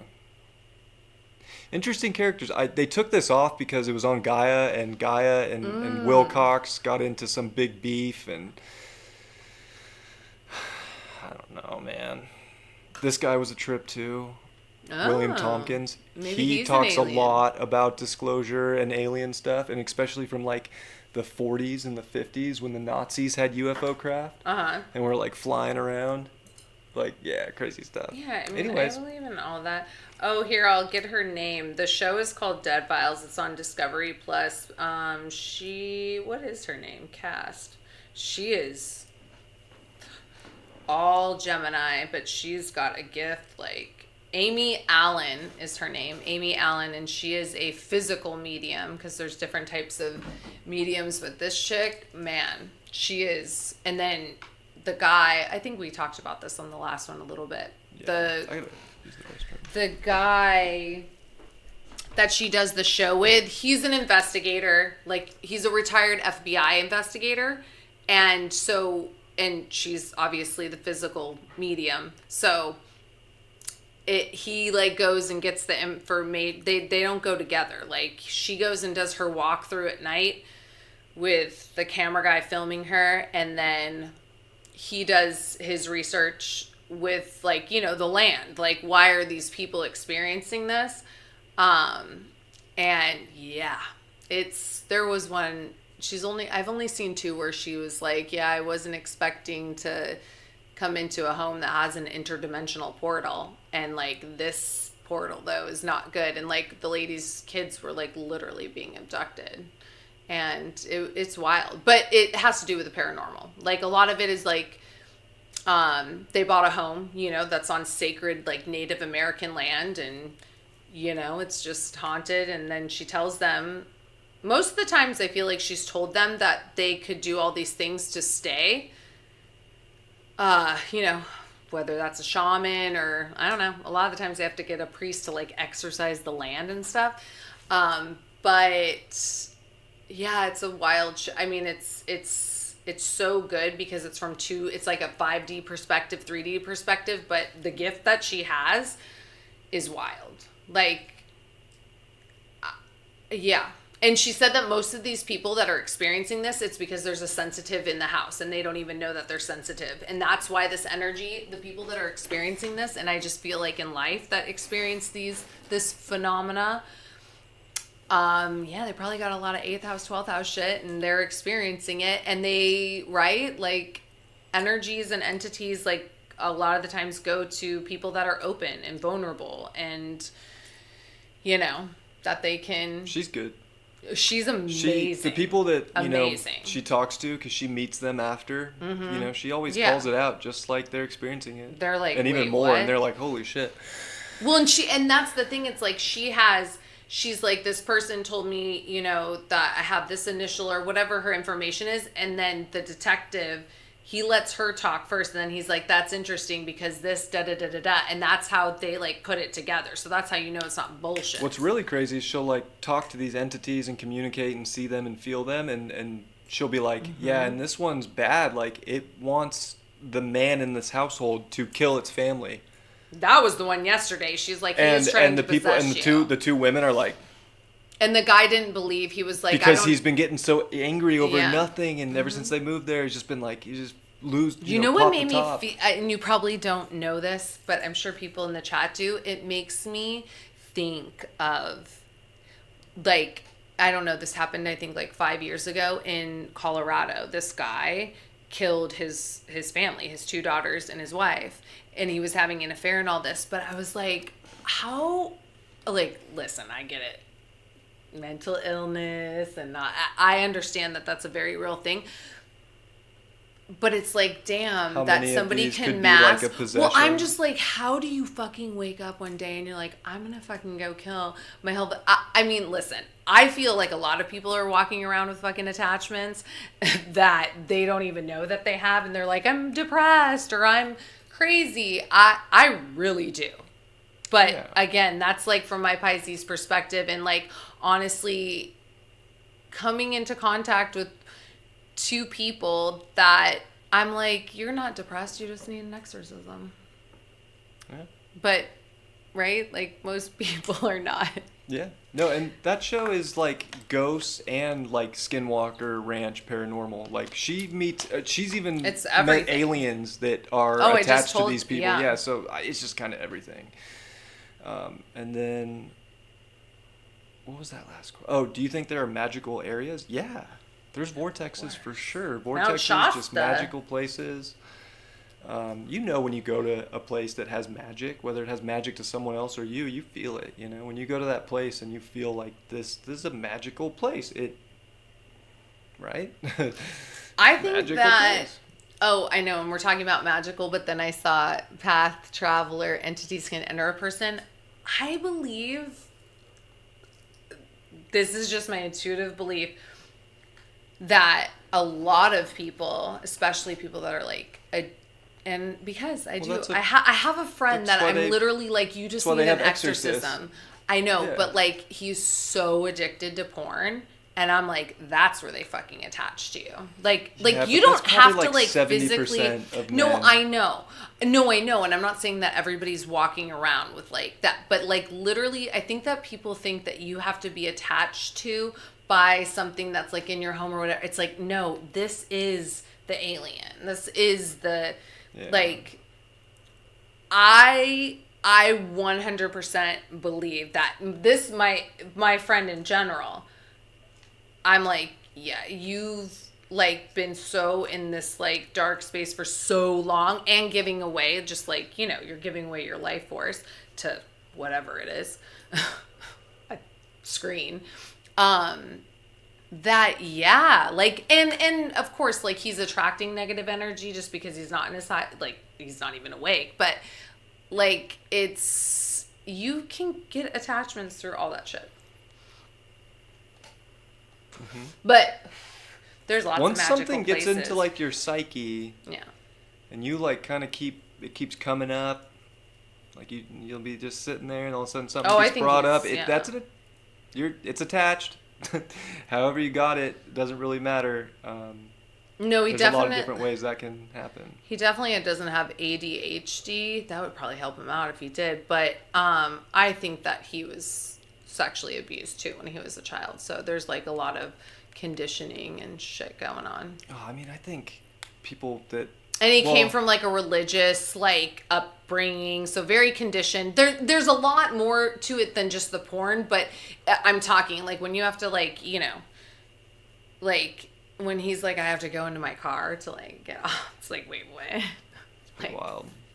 When you're at work, it's like, okay, something's wrong, and you're just like, but again, like, so whether it is actually something attached to him, it's just, or the energy of it, but also he does not surround himself with people that are also like great. So that doesn't help either. You know, they're probably feeding, because it's an addiction. I mean, porn is a fucking addiction that you have to break. You know, like it's like, I'm sure people like just do it to like do it and whatever, but then people that like literally that are like can't go the day without, I mean, anything can be an addiction. Sugar. People could be addicted to the sun. Yeah. You can definitely get addicted to some good things. Yeah, just as well as you can get course. addicted to bad things. I'm addicted to rabbit holes. Hopefully he washed his hands. Oh, of course they do. Yeah, I don't know. I mean, I guess it could be an Yeah, they entity. get attached to, people I think tell me that's how one to way to live look my at it. life. Yeah. Yeah. Oh yeah, the North Node switches. They North switch Node. and square Pluto. 29 Aries. And then Libra. Venus retrograde. Yeah, it's coming up quick. I know. Like literally a month. It's June 18th, I think. I thought that it was... Oh no, Venus retrograde is in a month.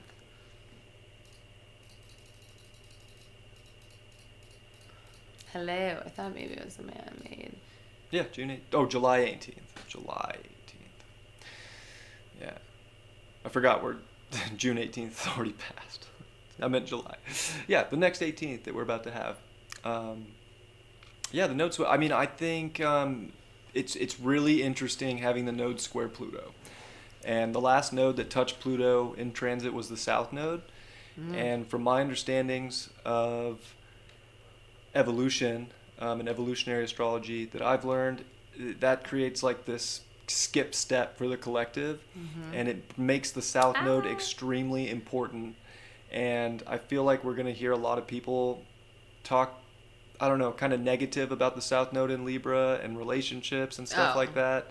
But your relationships are going to be probably one of the most important things relationship in your life at this point. Like, Yeah. I feel like that is the you have to go figure out your relationship life, what you're relating to, who you're relating to, how you're relating to others. It's a big like transformation of how we relate to people outside of ourselves. Whether it's friend, romantic, I don't really care. It's a relationship. Right. And it's other people, and that is super important to me.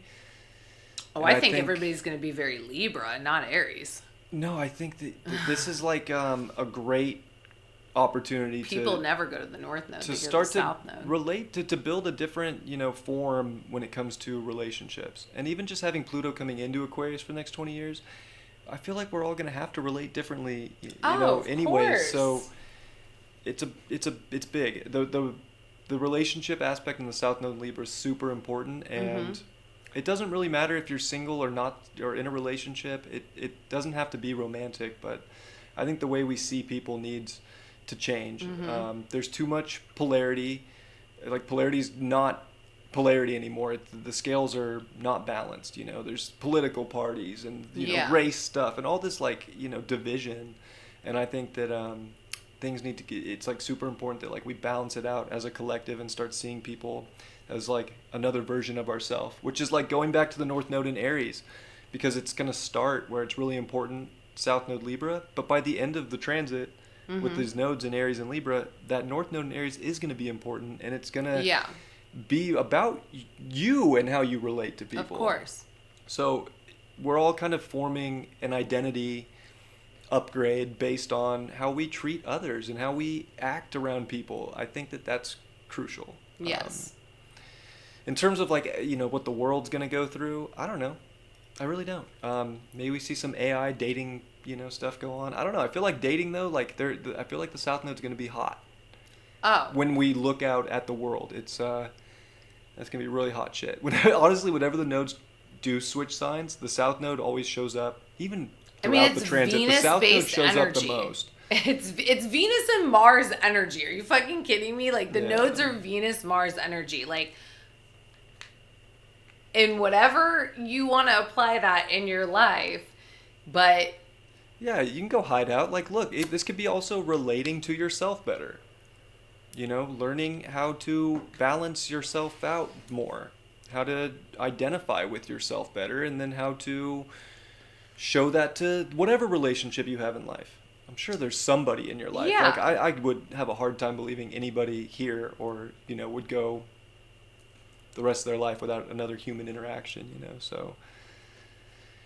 Yeah, we're getting a big identity upgrade, a big sense of self upgrade, and I think we just had North Node in Taurus, so hopefully we've learned a lot about our self-worth and our value, and we can start to identify with that more and relate. We've had at a like higher Venus level. Scorpio energy for like, honestly, like 2 years. Because Scorpio South Node and then North Node's ruled by Venus. Oh, well, I guess we have had Venus Mars energy. Because Scorpio is originally ruled by Mars, right? Right. I don't know if anybody could hear that on the mic, but maybe. Oh, I know. I feel like we've been in a lot of, The Pisces just swim out, still talking, doing a I show, know. but like Well, in another room. I had to turn on the oven. I have to make dinner. Yeah, at 4:35, we are just... I haven't eaten, and I've been up for 12 and a half That's hours. why I put it on for you. I'm changing my life, people. Oh, do you have my Pluto schedule. in your 6th? No. That's me. No, I do not. But, I've been a vampire for the last year and a half, and, I'm going to go be dad next month, so guess what? Thank I you, can't Jenny. be a vampire and be dad. And, so I'm waking up super early now and going to bed early. Oh, thank you, Jenny. Well, you can ask a question. Path Traveler, AP, get that Libra moon out there and start mingling. Libra thank you, Jenny. moon. And Path Traveler said that, North Node on your descendant, that's an activation. Yeah. Yeah, your descendant is as important as I've been reading up a lot on the descendant lately in synastry for people. And if something's on somebody's descendant, that's kind of almost like something being on a vertex. Like, just not that it like comes in or whatever, but the attraction or whatever to it. Because your descendant is the 7th house, right? Mm-hmm. Yeah. Yeah. The 7th house cusp. Pinball wizard. Oh, maybe you'll meet somebody at pinball. Or is Path Traveler married? I don't think so. Oh, then yeah. You can North Node that pinball machine right into your descendant. Somebody will be like, they'll be like, wow, I love how she, right? Pinball is, what's the thing where you... We had little bumpers and The ding, ding, ding, people. ding, ding, ding, ding, ding. Oh no, I'm thinking of... Yeah, what are you thinking of? Where it's got the sticks and there's people. Foosball? Maybe that's what I'm thinking of. Pinball. Yeah, pinball. You pull it and boing, and it goes up and around. And ding, ding, ding, ding, ding, ding, Okay. and you got little flippers. Do you play that with people? Oh, jeez. Pinball. Are there pinball tournaments? Of course there are. Have you never been to an arcade? Some no, people but take I'm just pinball very assuming serious. that...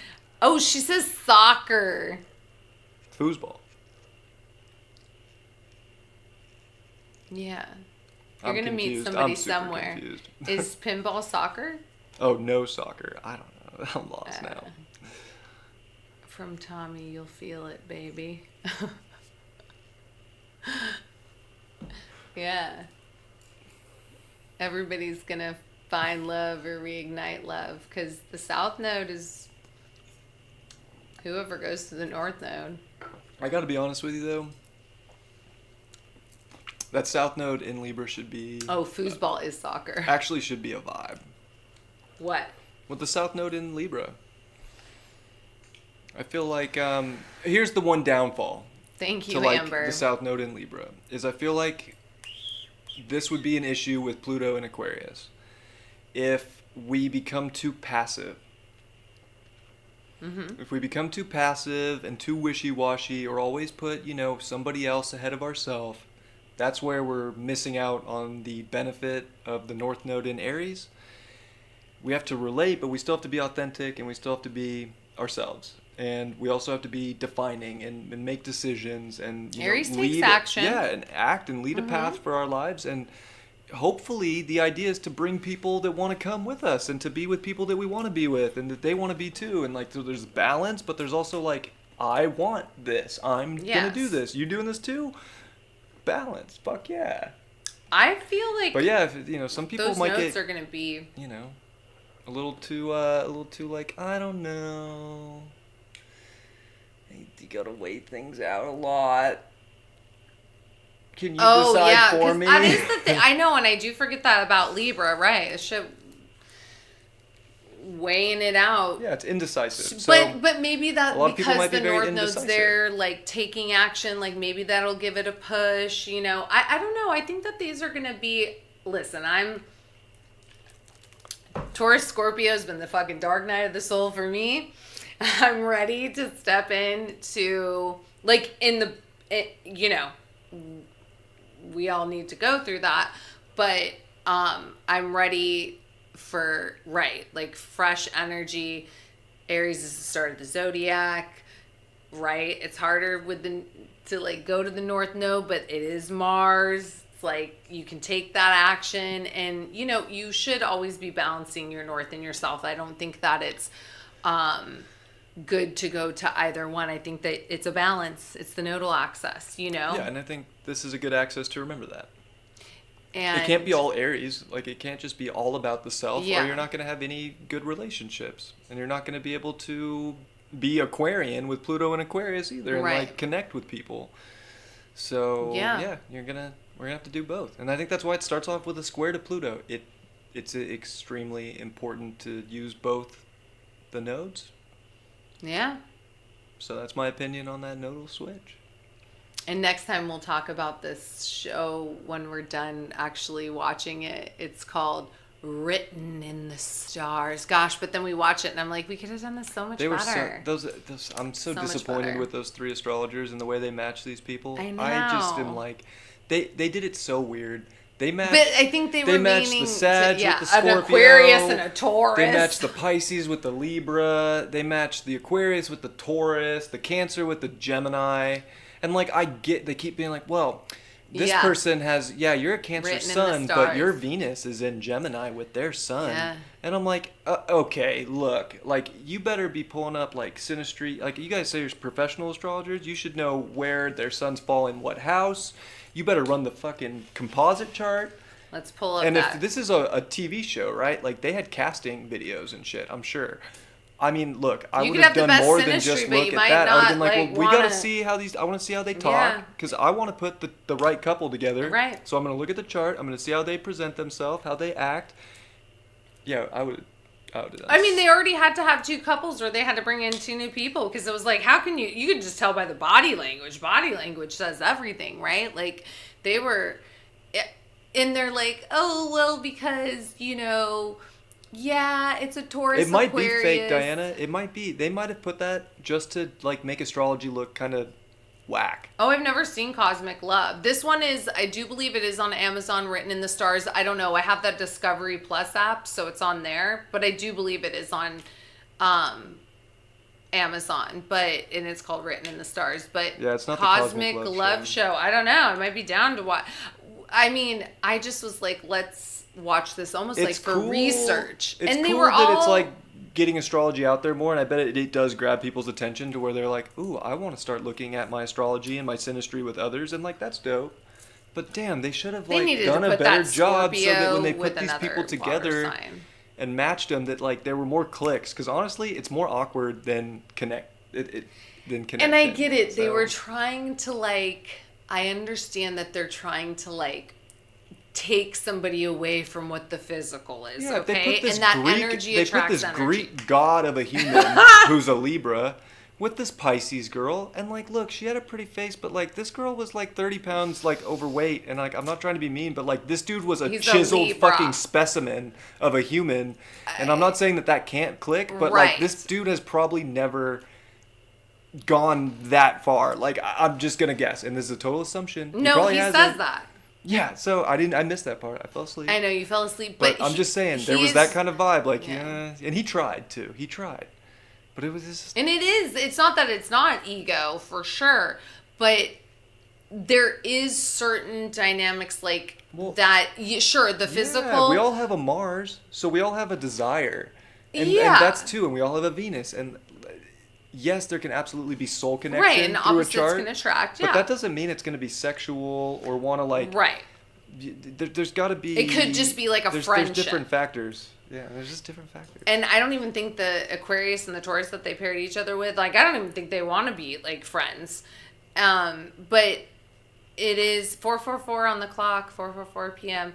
But it is like I get it. They're trying to like take the physical away, but then it almost should have been like a blind show where it's like you can't. They did do a show like that where it wasn't astrology, but where you couldn't see them, and you just had to go with what they were feeling. It's almost like that was better because, you do. But there has to be, but at the same time, like, come on, we always talking about astrology. There's got to be some fucking 8th house shit there. Like, there just does. That's like, that doesn't lie. Okay. And that doesn't need to have to do with looks, but it has to do with, but the 8th house can also attract and it can repel. I felt bad for the Virgo dude. Oh, he got done by 2. See, I know that him and the Aries, because we didn't get that far. We just kind of turned it on last night for fun. The Virgo dude and the Aries chick.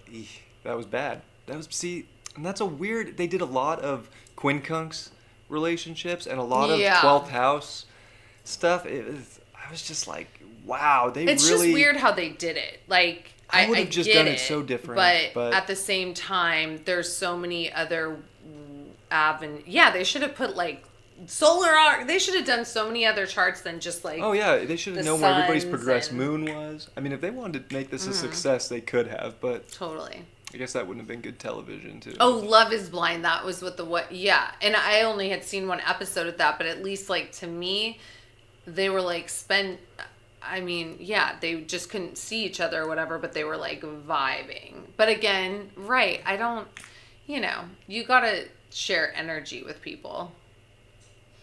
I mean, it was an interesting, listen, we just watched it because I was like, astrology, let's see how they pair. That's what I wanted to see, how they like paired it up, and agreed like that if you have energy with people, like looks don't matter. I mean, that is 100% because like physically, right, somebody you wouldn't normally be attracted to, but there's some type of energetic like, oh, I am attracted to you. Relationship that doesn't get built right on a TV show. No, that gets built over time.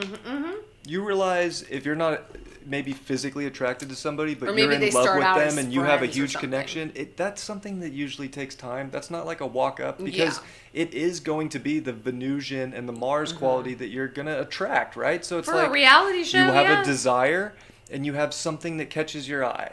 And that's usually the first, I want to know more about this. Right. And some people are more psychic and more feeling and can maybe feel, I suppose, but I would say the majority. No, right. It's based on. It would take like, having like, say you're in school and you had a class with someone and you weren't very attracted to them when class started, but by the second semester you sat next to each other and you're like, wow, we fucking click. Yeah. This. Yeah. Yin and yang. I don't know who this one is. Right. Yeah, it's just, it was just very interesting. But I would rather watch the other one. Maybe I'm going to have to research that one, the Cosmic Love Show. This is all just for research, but yeah, it was very interesting, The Written in the Stars. I don't even know if I can actually finish it, but I do want to see, like, I didn't know the Virgo got dumped twice, so obviously, did she say twice? Yeah, yes, 2, twice. Poor thing. Oh, yeah, he's probably 2 in his head, but he was nice. Be fun to pick 3 dates. See here, what are your opinions about Venus with Sun placement relations like Meghan and Harry? Venus Virgo, Venus Leo. Oh, Venus Sun. Like Venus Sun conjunctions. I did say that. I like Sun Venus Megan's better a Capricorn, than Sun right? Moon. No, she's a Leo. Oh, he's a Virgo. He's a Virgo. Mm-hmm. And then they have Venus on each other's sun. I've actually never done their chart. Venus, so Virgo, Venus, Leo. So, yeah, because if it's Venus, Virgo, Venus, Leo, right, they have Sun, Venus. I don't know. To me, Sun, Venus. She has Venus in Virgo, and he is a Virgo. Right. I would rather. Yeah, I mean, and two, like the other aspects to planets makes a big difference. Like, I think Saturn, Venus aspects are extremely important. So I would give more weight to a Saturn-Venus aspect in synastry than Sun-Venus. But Sun-Venus is good too, because usually the Sun person is going, and not always, but you could definitely maybe find the attractive quality and like the beauty in somebody when they have their Venus with your sun. Oh, I know what I was going to say. People always say sun moon, but I feel like Venus moon is even more so than a sun moon. I don't know. Like, That's very, like, nurturing and caring and touch. Very emotional, sensual. Mm-hmm. That's, I guess, would be more romantic, because sun moon could be even, like, really great friends, and, it could be romantic. No, it can, because they say, like, the typical, like, soulmate thing is sun moon, which, I mean, God, we know it's so much more than just sun moon. Yeah. But it is harmonious. I mean, there's so many aspects. Like, it's not just one thing. But yeah, I mean, I would say Venus sun's a good thing. You're probably going to find the person attractive, you know? Especially if you're already attracted to them, and then you saw they'd be like, oh, no wonder I'm attracted to you. And, like, look, that's not even going to be fail-proof, because, like, I'm sure there's like, my Venus is 6 Aquarius. I'm sure there's a human out there with a sun at 6 Aquarius that I probably wouldn't, you know, be attracted to. Like, just being honest. So, I think when there's a connection, though, you would see that would probably hold true. And then I think the sun person would, like, value, you know, the other person. And the Venus person would, like, help the sun person express themselves. You know, and kind of, like, provide maybe stability or comfort or security for that. Or even maybe the finances to express themselves more. Who knows?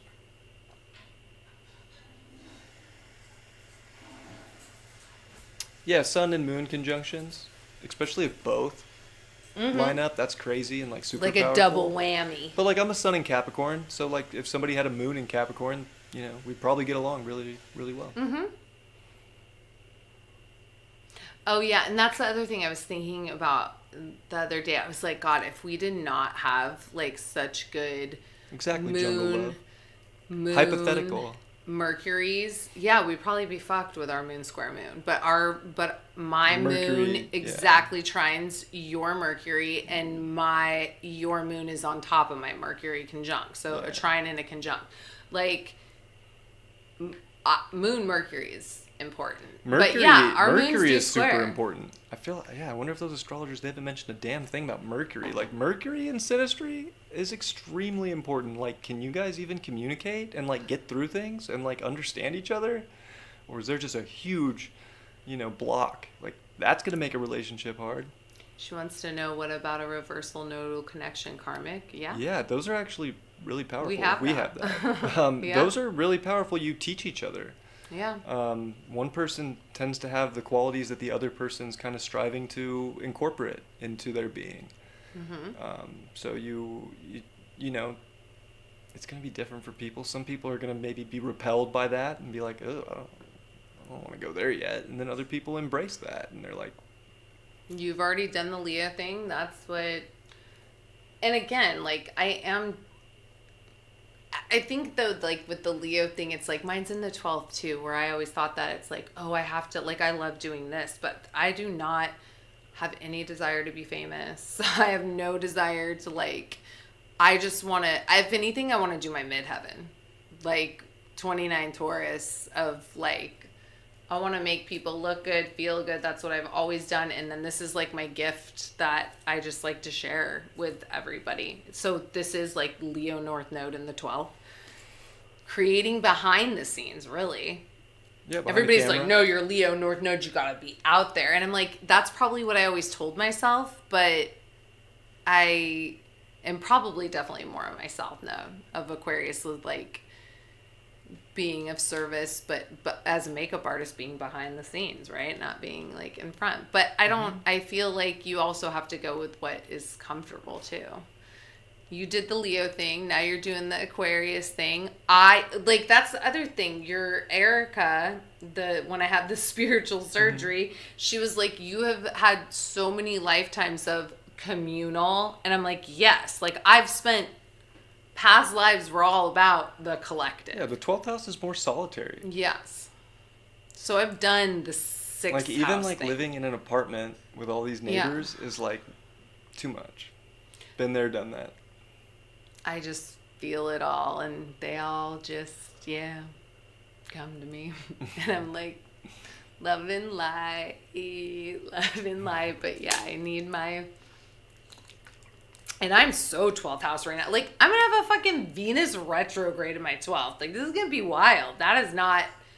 I mean, it's obviously happened at some point, but it's been a long time. But I'm loving the energy. I mean, I got Venus and Mars in my 12th right now. So it's not like a very... It's a very, like, dreamy... Like, I can't wait to decorate our place. And, like, I don't know. I'm very, like, want to be at home. Yeah.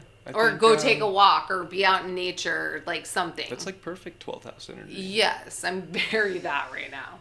Being creative, giving yourself self-love. She takes like 2 bubble baths a day.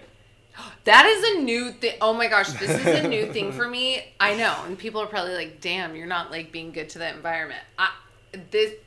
Listen, if that it is, I like have never bought bath bombs and fucking Epsom salts. I like I'm like a witch's brew in there. Like I show you, I'm like, look at me stirring my magical bath. Yeah, I just put all sorts of goodies in there. Because I feel like it's detoxing. It's like very detoxing, and I have never been a bath person until 3 weeks ago, and now I take 2 a day. I love it. It's like I'm like, this is a ritual. It is. Yeah. And it probably is very like 12th house. I don't know. I love it though. I feel like it is like detoxing It's a water house. Like, yeah, it's ruled by a fire sign for you, but I it love is a it. water house. And that is actually one time where you actually sit in the quiet. Yes. You actually don't. Yeah. Because, look, Lauren doesn't really love just complete silence. It's not her favorite thing in the world. Mm-hmm. But when she takes a bath, she'll sit in there in the silence. And I think that's really positive for Oh, yeah. And I get a 12th house. candle, and I'm just like... Giving you that you time and just getting the world on the back burner. Yeah, and I'm just very grateful for, like, being able to, be here. And not like, even when shit's crazy, I'm just like... We're being guided, and we're here for a reason, and so I have to in the bath, like, say my gratitude. Mm-hmm. Yeah, my gratitude. And that even all the crazy shit that's happened to any of us or whatever, I always say for the collective, friends and family, like, it's not even about like material abundance, it's just about the abundance of like the energy. Yeah. Which is very, listen, 5 years ago, I would have never been saying this. So that's how much, like, shadow work and, Like, I could say I want all these things, but when I think about it, it's like I literally have everything I could possibly need in life right now. And, like, I'm so grateful for that. I just want my health. Like, if anything, that's, like, the most, like... Yeah, I'm grateful. That's, like, the first... When I pray, that's, like, the first thing I start with, like... I'm so grateful to be alive today and to be awake and to be here. Like, I know, and it's a gift to be a human. I feel like not that many people feel that way in this world these days, but it really is. Yeah. We have that's what's cool about this place is it has every possible thing. It's just like a canvas. Like you can kind of create anything. And a lot of that comes, through the belief and through the will and through time. Nothing happens instantly like maybe we wish it could. Yeah. But that's why I just feel anything is possible. That's actually, there's a lot of truth to that. Yeah. I'm very into like, honestly, like I would just do like services for, I don't know, 12th house, right? Like, I just want to be of service. It's not even about, because I feel like when of course you have to create abundance to live in this 3D world. But I feel like, too, that when you are, like, giving of your time and energy, like, the universe brings it to you in so many different ways. Like, that does form into the material. And I think that when we're in this community too, and people are looking for guidance and all that, and like some,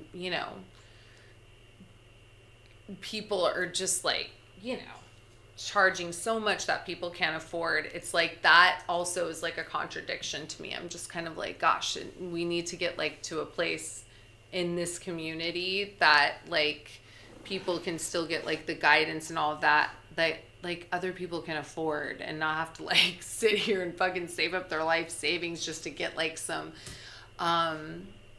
guidance. So yeah, babe, keep doing your day trades, and then we can just give, you know, I know. I've been. What is it like? Been You trading said a gratitude lot more. readings, you know. And I was telling her, was that today or yesterday? Yesterday. Yeah, we were at the park yesterday, and maybe we You're were walking welcome. back. But like trading's been going really well, and I'm like, fuck. Like if I keep doing as well as I'm doing on these scalp trades, like over time, that's gonna really, you know, be something. And I'm gonna keep trucking away at it because it's working so well, and I figured out Well, it's something a that way. you're good And at. I do like that kind of shit. It's like a video game to me, and it gets my like Aries and my Aquarius and my Capricorn going because it's Yes. competitive. The market is so competitive, and if you can figure out an edge in it, it's just like so satisfying. But I also Yeah. have the Aquarius stuff where I can not get so attached. Like I can take a loss and not like lose my shit. Yeah. And I have good risk management 'cause I'm a And that Capricorn. you But look, can- it's working out, right? So I said to Lauren that if it keeps Yesterday. going good and I can like actually just sustain from that income, that I'll probably just do my readings for free and do like one reading a day for free, and there'll just be like a wait list for people that want readings because I'd almost rather just share this information anyways, you know, Yeah. than try and make I think that's some like living or monetize. That's like kind of where I'm at, you know, coming up on 4 years doing this work, and I'm like, But I think that that's where we've been guided to. Like, I think that's us following our intuition of like, right, like we're being creative in creating abundance, but then it's like also giving back. Because that's like, I know it's a hard thing for people to like grasp, because it was for me for the longest time, but my life I don't trade stocks. has changed dramatically when I was like, I trade I Forex. can't be in my ego. And that also, it's like he's so good at like trading and it lights him up, but that he can also do the astrology with it. Like, even though he has or hasn't, I don't know if he has or hasn't. I but wanted that he to really could. incorporate Like, astrology to it. Why would you not? You But know? I've been trading so good without it. But I will tell you what I've learned a couple things, and I was thinking about it today actually, and putting it because I've been waking up at 4 to trade like the New York Open and a little bit of the London ending, like the London New York overlap, because it's love got the that. most volume. But whoops, wrong one. Yes, Zoe. Yes, Drea. So that's why I moved, and I'm waking up at 4 now, so I can like get that, you know, out of the way. Which I'll show some stuff for that. But this was what I got today, which was such a good trade, and like it's just like these are the things that I'm just like getting so interested in. Hello, Cody. I would But I say got that this move you. up to here. I would almost say that the astrologer telling you that Astro brain farts, it's like that does you a disservice, because I don't Whoops. believe that to be true at all. And that squares are not negative, that they push you to not only know your worth and to create, but that's the other problem that I have with like this, This was you one of know, my 2 community trades where from it gets today. dark. Like, nobody should have even ever told you that. Yeah, this was a banger. So no, it's all a mindset. If you think you're poor, then yeah. But if you're like, I'm fucking abundant in my energy, in my creative energy, in your giving energy, I mean, like literally everything you say has power, you know? So no, I would absolutely say that that astrologer did you a disservice by saying that. And that is absolutely not true. Yeah, I would never say that to someone. And that you work through those squares that will then guide you and bring you to how you need to create that abundance. It's all a mindset. Evolve from squares in your chart. Squares are Yes. so fucking important. Squares get So things done. important. Squares handle business. Squares Yeah. help you evolve. They make you learn things. Like, if he said that because you had, like, Venus square Saturn or something, You're welcome. that's just because it's, like, about the time and the effort that you put into something is what provides value. Yes. Like, it's not, like, a quick thing, and if you give up, if there's no determination, you'll never get what you want. Yeah. You know, whatever that, square happened to be, but that's, like, an example of it. But the squares are, like, fucking... Don't be afraid of your squares. Embrace your squares. Those two planets need to figure out how to work together. Yeah. And I agree with that, Path Traveler. They should absolutely, if they are going to say something like that, then they absolutely should be giving you the tools on how,